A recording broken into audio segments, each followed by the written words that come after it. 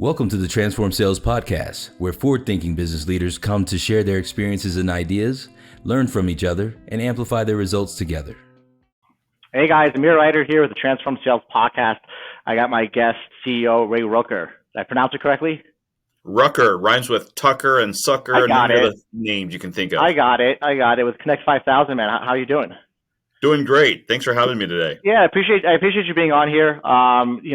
This show, this episode series is really to highlight all the amazing agencies out there that specialize in different best practices, different parts of the world, different ACVs, and just kind of to let really hear the transparency from all of the experience in the sense of mistakes that buyers might make when searching for an agency and also working with it.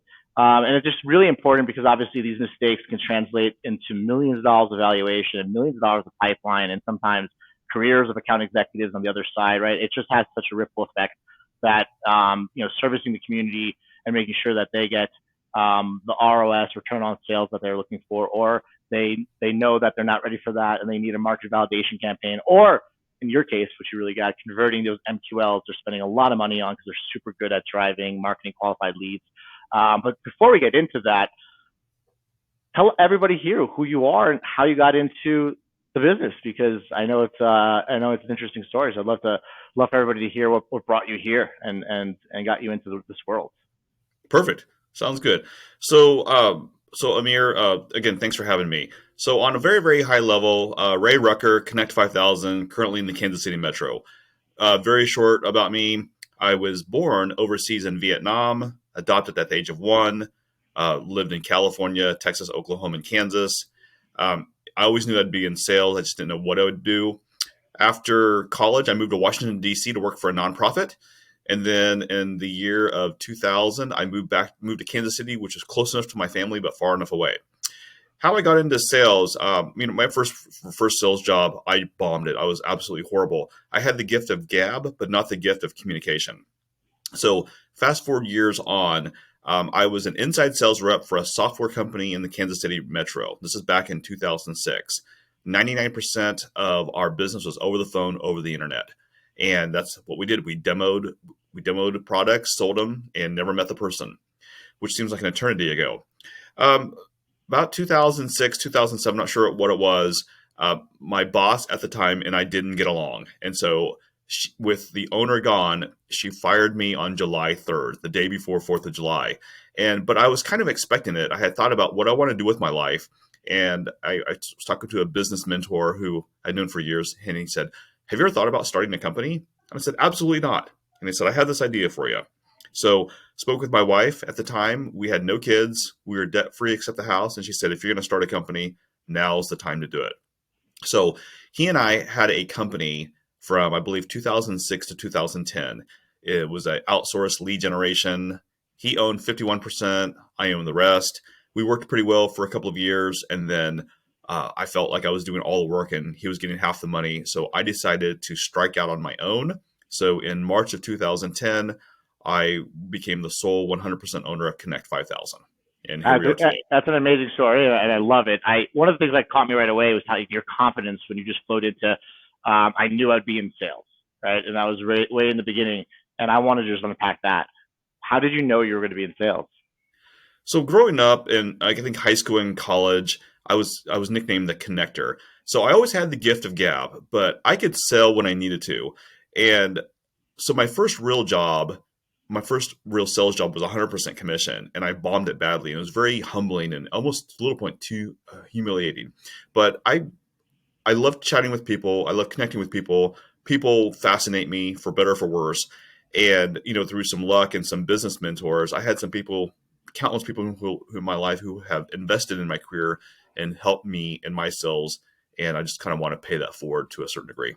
Yeah, I like the one thing that you're not going to say that I'm going to say, because I can pick it through too, is that you're a winner, and when you failed, it motivated you to succeed, right? And I think that is something you left out, but it's you said it in a way where it's like, I failed, but no, that was the part where you knew you would succeed. That was what motivated you, and now the name Connect 5000 and you being a connector makes sense. I feel like I'm a connector too, and I think we are connectors, and I think we are part of that same connection. So I think hopefully the idea here is that we can connect stronger together, right? Absolutely. And back to my mission of getting the connector to then share his information with other people. So it keeps on going, right? And which is awesome when you pay it forward, like you said. Talk to me about what you've seen over the years. Like, what's that mistake that buyers make over and over again when looking for a provider that costs them bottom line, right? That doesn't cost you, right? The mistakes that are really like, man, if buyers avoided this pitfall, they would get more of what they want. Sure. So I'm sure there's more than two things, but the first two things that come to my mind is this. Number one is there's too many tech companies, which we represent. There's too many companies that try to be generalist rather than being specialist. And they try to be all things to all people, where I'm a big believer in you have to be ruthlessly clear of who you provide for and who you don't. Have a really crystal clear target audience, target companies, and target a very realistic value proposition of here's who we go after.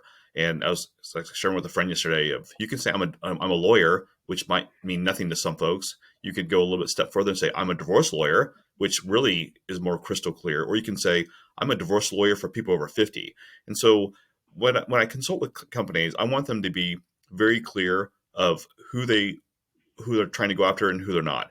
And you might eliminate a bunch of folks, but when your focus is clear, then the people who are in your target audience, at least they know when they visit your website or chat with you that they are part of your target market. Yeah.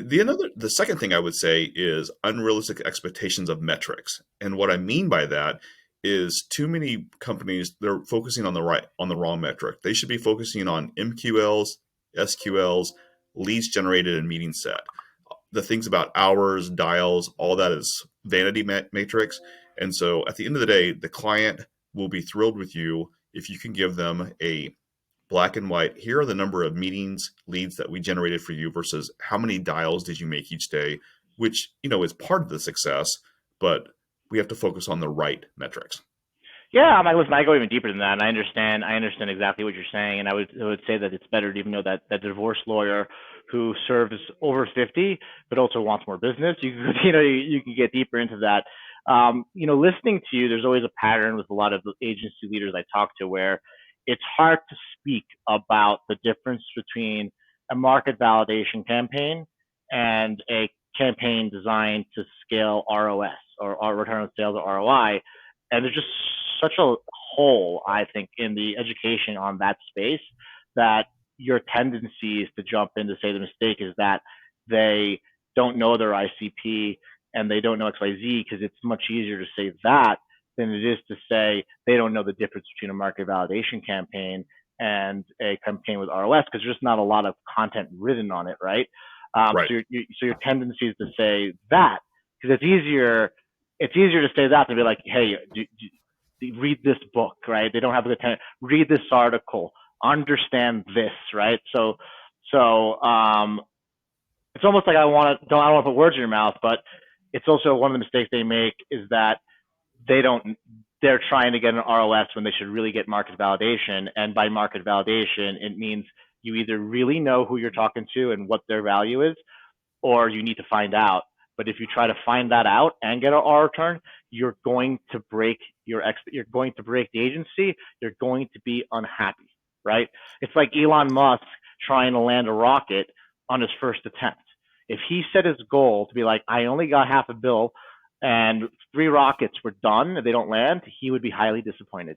If he came in saying, I am going to crash some fucking rockets, I'm going to lose some money, but then I'm going to know some information so that maybe my 100th rocket, I might be able to crash. And he did that. And that's called market validation. You can't. You got to get the data. You got to click the parts, right? Correct. But it's not sexy, right? Like, is it sexy to sell failure, right? Is it sexy to be like, yo, you know how much value there is in calls, emails, LinkedIn surveys, and then getting this information? It's worth millions, but it is. And I know you know why it's worth millions. It's worth millions because the bad seeds, bad customer success, bad output, right? So what do we do to help buyers, understand who their buyer persona is, but understand that it might not be sexy to work that in the beginning, but that they're, I wouldn't use the word patience because that implies that they're waiting longer than something else, right? Hmm. That time is so critical to scale a program. How do we educate them without hurting their feelings? Obviously, because we live in an interesting world where honesty does not go too far.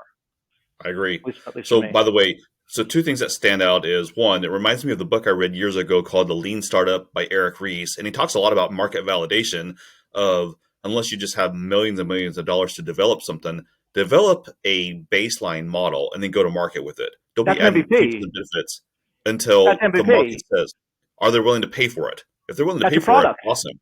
Yeah, Yes. that's your product. Your product is actually finding out the people who want the product before building the product, right? It's a Right. minimal viable product, and it's like just people like totally miss that, right? But it's like, Right. why would you want to build? You know, how many times I talk to leaders who are like, I got the best product, the best this, and I'm like, sounds like you built something for yourself. Where you're gonna buy it a million Right. times. You know what I mean? I know you're Right. smiling because you've seen it all the time, right? And it's like a symptom of it's a symptom of the world we live in, and I think it has a lot to do with the people we glorify, right? Like the Andreessen Horowitz is hard things of hard things, right? Running out $100 million, asking for more, and that's a win. The WeWork guy burns $1 billion. Now he's got another $1 billion company, right? Sam, the FTX people, like we just live in this world where like we are really glorifying this instantaneous gratification. We're not really like Warren Buffett, who's like, you know, the guy just crushes everybody, and he's really being like, you got it, 10 years, you got to like wait, like that's I'm not. He's like, I don't even know how to.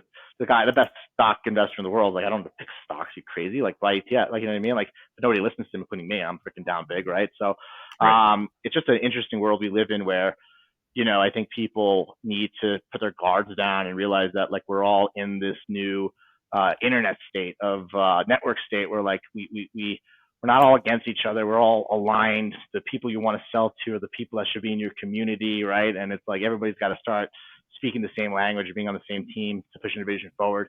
That's all awesome But stuff. I know. Go ahead. no, I was going to say to answer your specific question. So when I have clients who are having challenges with that, what I tell them to do, it's very primitive, but it doesn't take that long. Is I tell them, Mr. Client, write down your top 10 best paying clients you have right now, and just get some basic information. What vertical are they? How large are they in terms of size, employees? Where did you start the relationship? Was it the C-level, VP, or director? And then the biggest thing is what pain, problem, or challenge did you solve and they're buying from you every day or every month? And so with 10, it sounds like a big deal, but they should probably have that information handy. So long story short, I was chatting with a company, a SaaS firm, and they realized that 6 out of their top 10 clients were manufacturing firms. So because they're trying to like, we should sell to everyone. I'm like, no, let's think about this. So I know it sounds not very sophisticated, but I said, hey, you have 6 manufacturing firms. They're buying from you now. Let's go after more manufacturing firms that fit these criteria. Yeah. And it's a little bit of reverse engineering, but the people are voting. If they're voting with their pocketbooks and paying your money, those are I would the even ask the people. question different. I would say, well, what would your pocketbook look like if you had 30 more of those manufacturing companies that look exactly like your 6? Correct. And you have to walk them the answer. And sometimes it's almost because they're like, hey, manufacturing is not sexy. I want to sell to aerospace, right? And you're Right. like, nah, you built your business to be profitable, right? Right. And you want to do some charity work later and give some more of your profit by helping some of your non-ICPs, go for it, right? But got to get there first. Tell us a little bit about the book you wrote. I know you're an author of a book, and for me, you did write a book, right? I got that right? Yes, I did. I Yeah. wrote how to score from first base in sales. So I've always been an avid journaler, and I like to write and blog and all that good stuff. And so it was always on my bucket list to write a book. And so, in looking at the website, I had about 120 blog posts, and I had about 30 videos. So I was talking to an old friend of mine who I've known forever, and I was telling her, I want to write a book and put this together. And she said, I know this person. She's a stay-at-home mom with 4 kids. She's an English major, and she's very cost-effective. And would you like to meet her? I'm like, no, I really don't. So long story short, I decided I'm going to take one last stab at this. So I did it and I failed. I'm like, you know what? You call your friend and let's make it happen. So we had a meeting, and I said, I need you to put all my thoughts together, but I still wanted to keep my voice. So she looked at it and said, "Hey, here's the price per hour." And I was like, "Man, this is very affordable." So it was probably a 2 year process, but we would meet and she would kind of read through things and really organize my thoughts. So, and then the pandemic hit and it was perfect to finish it up. So put a book together, and it was really never ever to sell copies. I think my last royalty check was $6.55. It's really to get some thought leadership into my target audience. I'll give that book away for free just to kind of get in the door, because people get inundated with phone calls and emails, but they're not getting books. But it's been a loss leader to open the door for consulting and speaking engagements. And so I think between all said and done, I probably spent $5,000 to $8,000 just to get the book ready, put it on Amazon, and order some copies, and it's more than made itself back. Much cheaper than a college degree. Yes, and it's been a great door opener, and I'm gonna get your book out there. I'm gonna spread it. I'm gonna talk about it. I'm gonna dissect it. I'm gonna work on you with it. It's my job now, man. My job changed. I used to own a service company, an agency. Now in a marketplace. My job is to actually take all the brilliant people that have actually dedicated the time, the expertise, written it down, and start helping folks, right? So I appreciate you. I gotta read the book because I'm just a horrible book reader. I'm very good at shorts. I like the YouTube shorts. I have a short attention span. Which is just hire someone to read it for you down where you're at, down south. Tony. Yeah, I still wrote Tony will do that, but then he'll yell at me for not reading it. For those, I don't want a copy of your book as well to put on my website. My book's going to be like how to travel the world and work hard and have fun at the same time. That's going to be the theme of the book. I think who's the guy? The 4 Hour Workweek. Tim Ferriss wrote that book already. Yeah, maybe. You got to make a new version. You could write it as the 8 Hour Workweek instead of the 4 Hour Workweek. I don't want the 4. Yeah, I'm going to think about this. I'm going to think about it because for me, I think I've also been reading some stuff about. I watched a 7-hour long podcast with Lex Friedman and this guy, which is just awesome.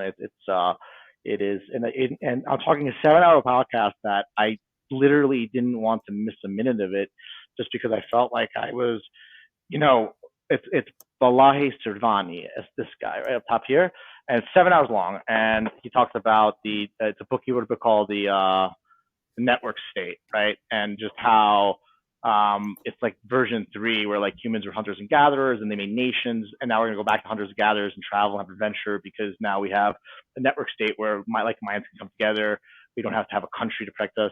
It's just a whole book, but it's awesome learning about the world we're living in and how it's changing, and it applies to the 4-hour work week because on top of that, like I was able to actually just not only move to a different country, but make a change and influence people to like improve their lives, which is awesome, right? So it's like It's an interesting way where you can kind of sit in between and help the buyers in America and the top markets, and then help the sellers in different markets. Everybody just kind of come together in this network state where if you want to be a high performing business development professional, you can without any borders, right? Like you could be. I have met the people in Macedonia that I had on the podcast that were 24 years old and had more energy, more excitement to cold call CEOs in America than kids out of Stanford, right? Like I was like, I called by president of a company, hung up on me, I got motivated. This is great, right? So it's like people now who want to be experts at these skills can from anywhere in the world, right?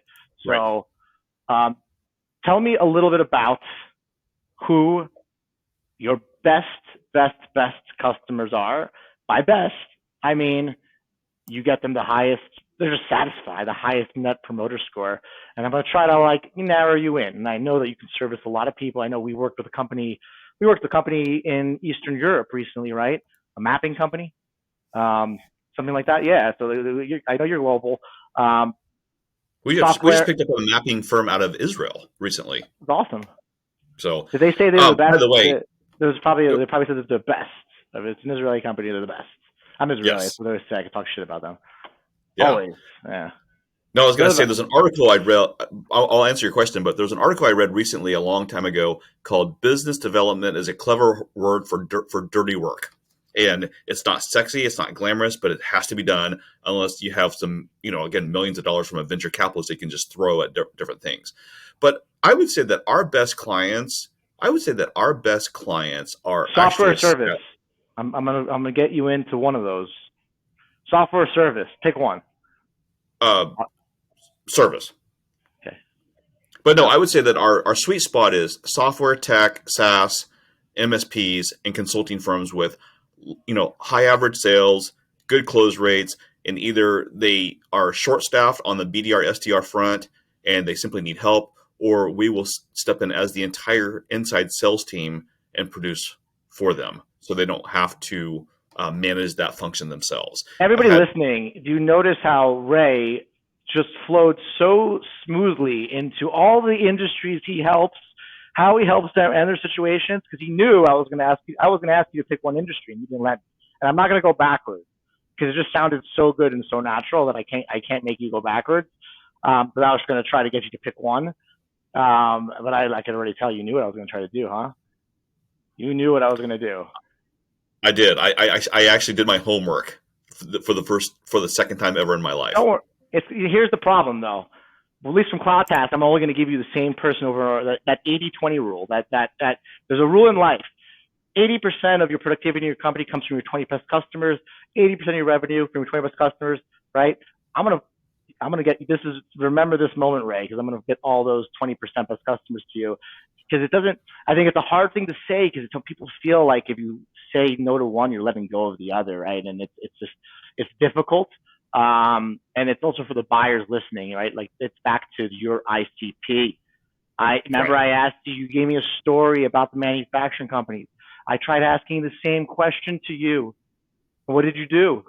You listed 7 industries. You did. I did. 3. You didn't list one. It wasn't one. Software tech, consulting, SaaS, and MSPs. Software tech, consulting, SaaS, and MSPs. 5. But if I say technology, which encompasses all of them, I should say technology. Back to how you opened it up with the manufacturing. You just did it. Technology. Did the same thing. Yes. You're a doctor for other companies, and I'm a doctor for you. And then it goes around. It comes around. No, I'm just kidding. Like we're all here to help each other. And the truth is that even what I'm trying to do to you, like, are you kidding me? I am the person who suggests to everybody. I'm like, you know what I mean? Like it's like I have Tony who's just like, no, you know what I mean? Like, but it comes easier and easier to scale, right? When you focus on an industry. In fact, I think that the fact that you succeed in 5 and globally is just a testament to your work ethic and your discipline and your professionalism, right? Let me ask you one question before I let you go. I want to keep this short and to the point. Where can people find you? How can they find you? They want to reach you. They want to meet with you. They want to get your book. They want to learn from you. Where do they go? The first and foremost is the website of www.connect5000.com. I'm not cool enough to spell connect differently, but connect and the number 5000.com. I'm on LinkedIn. I think I'm literally the only Ray Ruecker there. Ray Ruecker, Ruecker. Connect with me. I'll send the book. We're on Twitter, Facebook, mainly everywhere. But I'd say the website is probably your best resource. But would love to. Again, even if you don't hire me, I'd love to help consult, and if I can help, get clarity for your marketing plan, I think it's a win-win. What are you going to talk about on our first ever outbound virtual event in May? What topic? I think it'd have to be hiring these days. How to effectively interview, hire, and onboard inside sales reps. Guys, remember that. I'm holding you to it, man. I'm holding you to it. And then people get a free book for attending. Yes, you can have the e-copy or even bring the physical after they copies. give you social love. They'll give you social love first of any form. It could be a heart emoji or a smile emoji, but no sad face emoji. Ray, I appreciate you. I respect you. I look up to the work you do. I hope to amplify your voice, and I hope to help the right buyers not only find you, I hope to help them negotiate the right expectations and manage the long-term relationship accordingly. So far, it's been a pleasure to work with you, and the feedback from our mutual clients has been positive all around. And I hope to just keep up the momentum going. And everybody who's listening, I appreciate you all tuning in to the Transform Sales podcast. Check us out, cloudtast.com. Follow me, Amir Reiter, Twitter, Instagram, everything. I use my name because, like Ray, there's only one Amir Reiter. There's only Ray Ruecker and only one Amir Reiter. We're both one of a kind. For better or for worse. Or maybe this has happened 5 billion times already, and we're just version 70,000 million. Who knows? All right, yes. Man. I won't get too deep on you. I'll let you go, and everybody, thank you for tuning in. Take care. Thanks for having me.